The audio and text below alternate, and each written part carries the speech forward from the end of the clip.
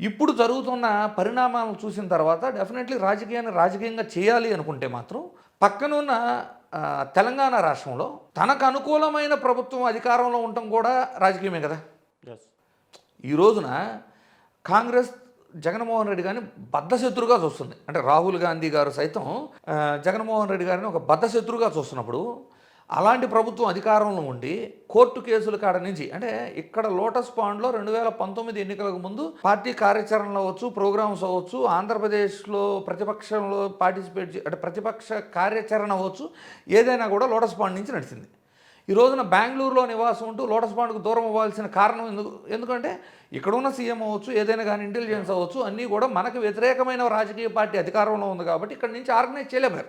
అది వాస్తవం, కేడర్ అవ్వచ్చు, అందరికీ తెలిసిన వాస్తవం. సో అలాంటి వాతావరణం ఉన్నప్పుడు ఎందుకు మనకి అనుకూలంగా లేని ప్రభుత్వం అధికారంలో ఉండాలి? మనం ఒక్కడుగు ముందుకేసి ఒకటి బహిరంగంగా వైఎస్ఆర్సీపీ కార్యకర్తలను బీఆర్ఎస్ కోసం పనిచేయండి అని చెప్పటము, బీఆర్ఎస్ గెలుపు కోసం వైఎస్ఆర్సీపీ తరఫున పోటీ చేయకపోయినా, పొత్తులో పోటీ చేయకపోయినా బీఆర్ఎస్ గెలుపు కోసం జగన్మోహన్ రెడ్డి గారు వచ్చి కొన్ని ప్రాంతాల్లో పర్యటించడం బీఆర్ఎస్ కోటేయమని. అంటే ఎస్పెషల్లీ ఖమ్మం జిల్లాలో, నల్గొండ జిల్లాలో, గ్రేటర్ హైదరాబాద్లో అలా ఒక 10 రోజులు తెలంగాణలో జగన్మోహన్ రెడ్డి గారు పర్యటించినా బీఆర్ఎస్ గద్దెనెక్కుతుంది. లేదు పొత్తు పెట్టుకున్నా కూడా, పొత్తు పెట్టుకుంటే జగన్మోహన్ రెడ్డి గారు వచ్చి పొత్తు పెట్టుకున్న తర్వాత ఎంఐఎం కూడా తప్పని పరిస్థితిలో పొత్తు పెట్టుకోవాల్సి వచ్చింది. సో బీఆర్ఎస్, వైఎస్ఆర్సీపీ, ఎంఐఎం పొత్తు పెట్టుకుంటే ఇక అది clean sweep election. So Jaganmohan Reddy గారు రాజకీయాన్ని రాజకీయంగా చేయదలిస్తే అంటే పొత్తులు అనేది బీఆర్ఎస్ ప్రభుత్వానికి ఏమి అంటే బీఆర్ఎస్ పార్టీకి ఏం కొత్త కాదు కదా.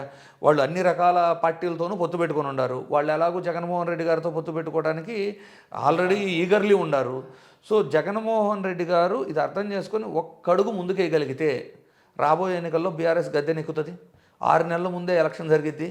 అంటే ఏపీలో ఎలక్షన్లకు 6 నెలల ముందు తమకు అనుకూలమైన ప్రభుత్వం తెలంగాణలో అధికారం ఉండటం కూడా వైఎస్ఆర్సీపీకి లాభించే విషయమే కదా. సో ఇవన్నీ కూడా అంటే రేపు తను అధికారంలో ఉండే టైంకి మళ్ళీ బీఆర్ఎస్ అధికారంలో ఉంటే నీటి సమస్యలు అవ్వచ్చు, ప్రతిదీ కూడా సాల్వ్ చేసుకోవడం కానీ చాలా ఈజీగా ఉంటుంది.